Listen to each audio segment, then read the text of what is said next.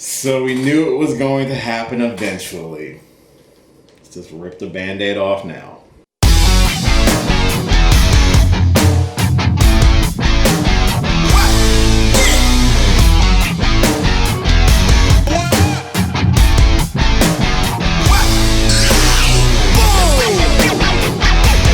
What is going on, everybody? It's your boy Will, and like I said, it's been a minute since I've done some videos. And I took a little bit of a break just because there wasn't any movies out I was dying to go see and all this. So, if you have been living under a rock or haven't been paying attention to anything movie related over the course of the last week, it was announced that the partnership between Disney and Sony Pictures is officially over. So Spider-Man, the Tom Holland Spider-Man, will no longer be a part of the Marvel Cinematic Universe.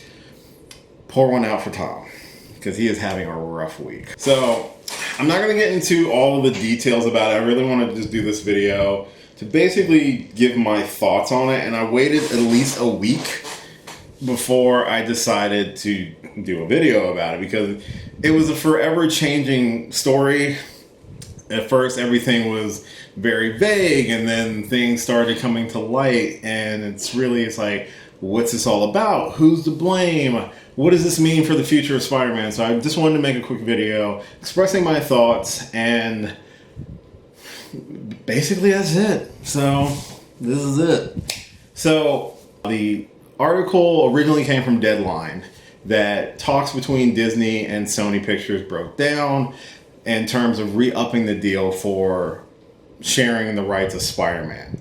Back in 2015, we were surprised that a deal was made between Sony Pictures and Marvel Studios.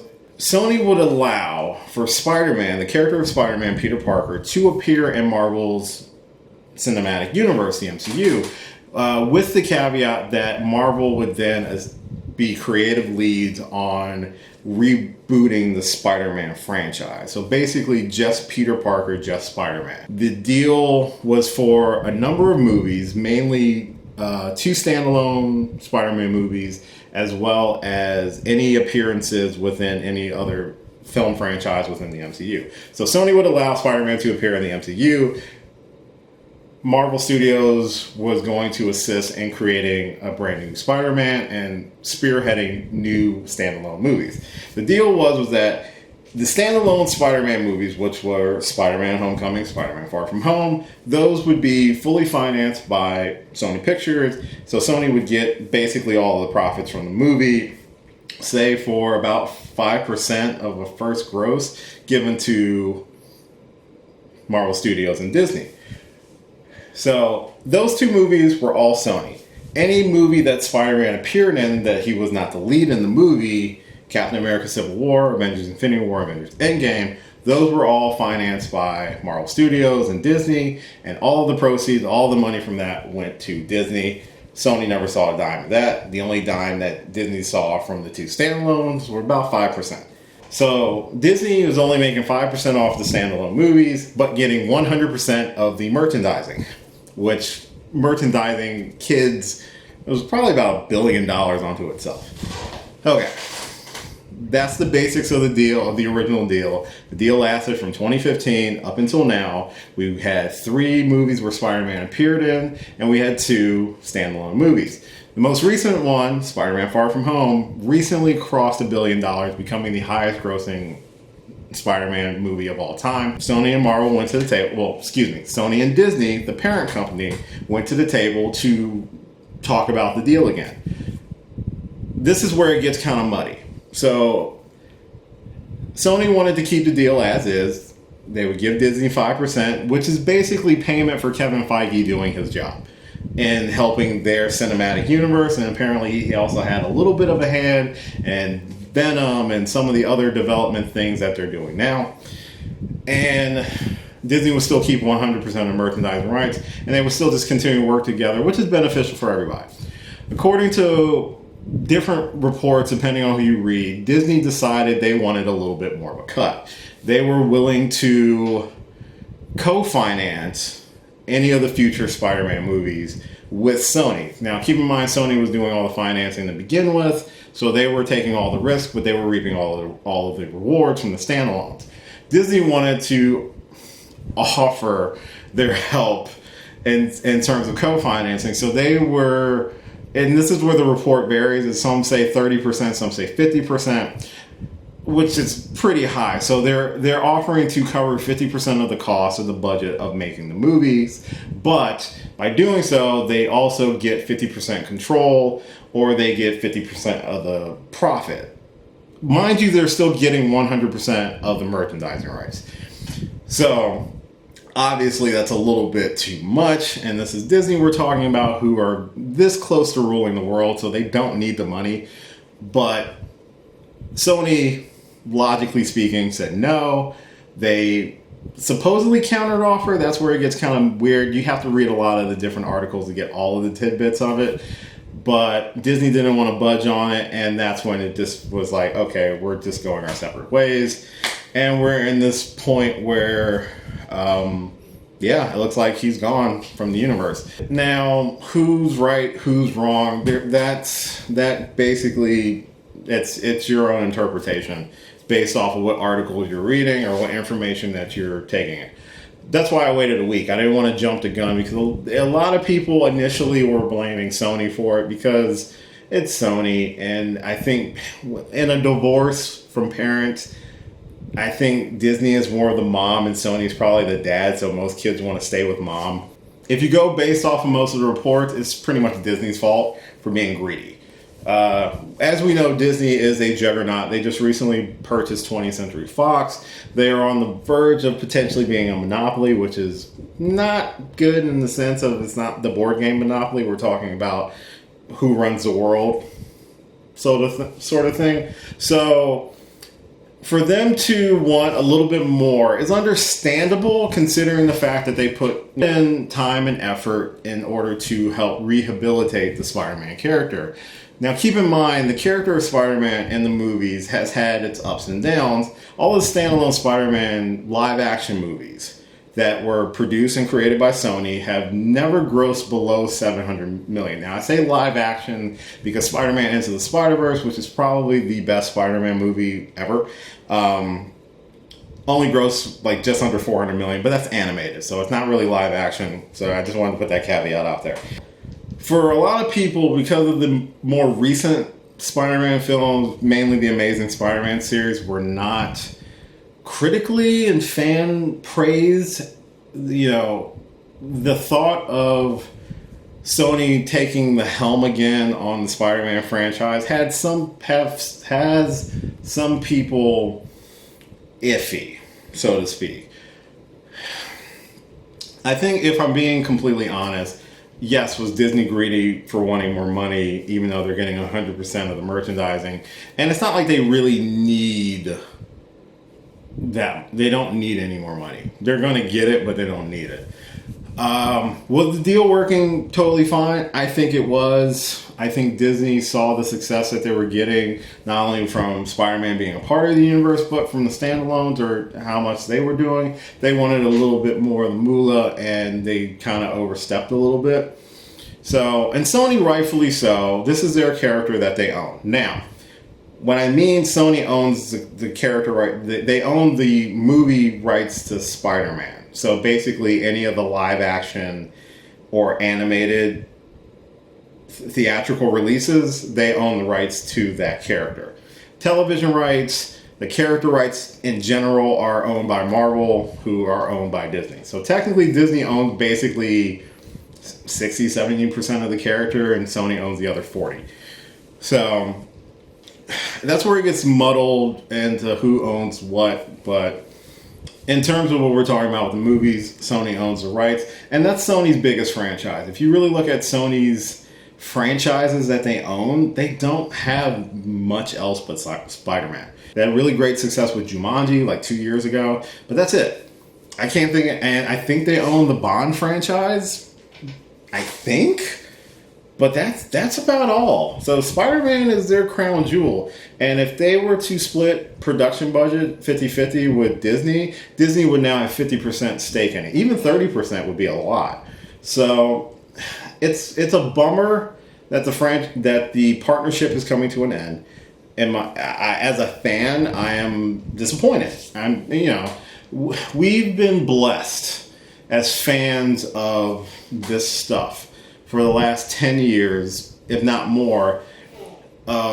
We've been blessed to have such an abundance of it, such successes in seeing some of our favorite characters come to life on the big screen or even on the small screen. So it is disappointing to see this sort of partnership ending, but it was always eventually going to happen. Most deals like this are very unheard of, and the fact that it went this long is, it's a miracle that it went this long. No one really ever expected this to happen, and let alone the fact that now X-Men and Fantastic Four are now part of the Marvel Cinematic Universe, just not officially announced yet. It's unheard of, and the fact that we live in this age where we have all these different outlets now, we should be thankful for the experience that we had. Again, as a fan, I'm still disappointed that you won't get to see some of those storylines that were kind of teased in Far From Home, or even still the fallout from Avengers Endgame really resolved.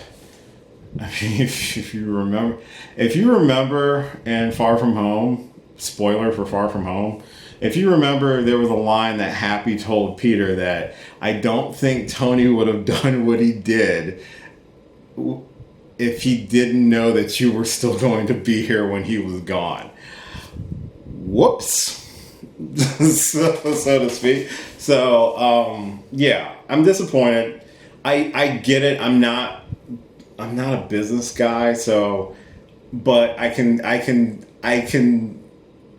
I'm intelligent enough to know when there's a bad deal potentially happening. And if Sony took the altered deal, it would not have worked out for Sony. We might be fine because, Spider-Man can still interact with everybody. Yay! But, at the end of the day, I mean, Disney is super powerful, and I'm a fan of a lot of their franchises. Obviously. I'm a fan. But from when I was reading about the terms of the deal and what they were trying to do and stuff, it felt like a mob boss trying to squeeze the little guy for a little bit more. So is this going to make me stop watching movies produced by Marvel Studios or Lucasfilm or Pixar or Disney proper? Of course not. Am I still buying Disney Plus? Yeah, I'm a shill, whatever. I don't care. But I don't blame Sony at all for wanting to protect their interests. Now, what does this mean for the future going forward? Well, basically we go back to pre-2015. Spider-Man is no longer in the MCU, so the MCU really can't reference Spider-Man. Same as Sony's standalone movies going forward, because Tom Holland, I believe, is still signed on to do about 2 more. They're going to have free reign to do whatever they want with the character. They had great success with Venom. Somehow. I wasn't a huge fan of the Venom movie, but it made bank. So now you can pair them together. You can put Tom Holland's Spider-Man in with Tom Hardy's Venom. And they've set up a pretty interesting sequel so far, so we'll just have to see what happens. I don't know if I'm looking forward to it, but I reserve judgment until a trailer drops and a script and other stuff, because I try not to prejudge. So I've stayed very neutral, and I'm still pretty neutral about the whole situation. It's a bummer because people were pumped, people were excited. It doesn't mean it's the end of the world. There's much more important things happening in the world right now, that if two major studios who have way too much money to begin with aren't playing nicey nice anymore, it's not the end of the world, people. Let's just be real on that one. We'll just have to wait to see what the standalone Spider-Man movies going forward are going to look like. It's going to be interesting to see how they somehow retcon his whole development up to this point, which shouldn't be too hard, because at the end of Far From Home, he was kind of more so on his own at that point anyway. He had just developed his spider sense a little bit more. He was really kind of stepping out of the whole Shadow of Iron Man thing, which some people find as a negative to his character through the MCU. I found it more as a positive, because if someone grew up in this world, it would that's kind of how it would be. And, you know, they've got other projects coming for Spider-Man's universe that Sony is developing. So, you know what? They made Venom on their own. They made Spider-Verse on their own. And Spider-Verse is fucking phenomenal. Get Lord and Miller on to Tom Holland's Spider-Man. That sounds weird the way I said it, but have them kind of shepherd this whole new age, if you want, because they did pretty well with Miles Morales. We might even still get a Miles Morales Spider-Man in their own universe. And that's totally cool. As for the MCU, it'll be fine. Come on, people. They've got how many characters? And they just announced Moon Knight, She-Hulk, Ms. Marvel. They're doing a Falcon and Winter Soldier TV show. They're bringing in Shang-Chi, the Eternals. It's not impossible for them to even write Spider-Man out of their universe. And I know people are holding out hope for some sort of reconciliation. I'm one of them. I hope they work it out. But considering Sony released a statement saying basically, you know, Kevin Feige is a little too busy now, which is kind of true, but then it's also not mentioning the fact that you guys can figure out your monies and what decimal point was on which side. But, you know, and then even Kevin Feige and Tom Holland have kind of commented as the end of this whole partnership. It's sad. I've said it multiple times in this video. It's really sad. But it's also allows for more creative juices to flow. It allows for new characters to be the spotlight in the MCU, considering the fact a lot of their heavy hitters have swan songed themselves, some off of a cliff. R.I.P. Black Widow. But it also gives Tom Holland's Spider-Man a chance to stand more on his own, to kind of not have the backing of the MCU, but he's still a great actor. He's still a great portrayal of Peter Parker as Spider-Man. It'll be interesting to see him and Tom Hardy kind of go at it. You know, we'll see. We'll probably get the black suit. We'll probably get Miles Morales. We'll probably get Silk, Spider-Gwen. We might get a live-action Spider-Verse, which would actually be pretty freaking dope. And again, like I said, MCU's got Doctor Strange. Everybody else is still there. They just announced Black Panther 2. They are fine. Everyone's fine. As fans, we'll eventually get over it. We'll still go see both. We'll see Dad on one weekend. We'll see Mom most of the other time. You know? So I wanted to kind of give my 2 cents on the whole thing. I think it's kind of a bummer. I wish they would play nicey nice still for another few years. But if this means that we get some interesting takes on Spider-Man from Sony, and if they've truly learned at the feet of the master in Kevin Feige and can actually take what they've learned and make it really good, then I'm fine with that. If Marvel wants to now focus on mutants and the Fantastic Four and to give them the same rehabilitation that they gave Spider-Man, then I'm fine with that. At the end of the day, I think I'm fine with it. The memes are funny. The memes are hilarious, kind of heartbreaking. But you know what? We're still getting a bunch of awesome content. You know, we probably were never meant to know about the dirty dealings from both studios. Yes, is Disney evil? Of course they are. But they have your childhood by the balls. So I don't know what to really tell you. Is Sony saints? Of course not, for God's sakes. Probably not. Neither one of these studios are super sainthoods, but we just care about our franchises and our characters. So is that really good or bad? I don't know. I'll leave you to discuss in the comments. But there you have it. That was just my thoughts on the whole situation. I just wanted to share it to the world. And at this point, they might have kissed and made up, or at this point, I'm right and they have truly parted ways. But thank you. Hey, thanks so much for watching this video. And you made it all the way to the end. Aren't you special? If you did like this video, if you don't mind, give me a thumbs up on the description. As well, if you click on my face right over here, you can actually subscribe to the channel for more videos. And if you've got a few minutes, why don't you check out a video or two that are floating on the side right here. Later.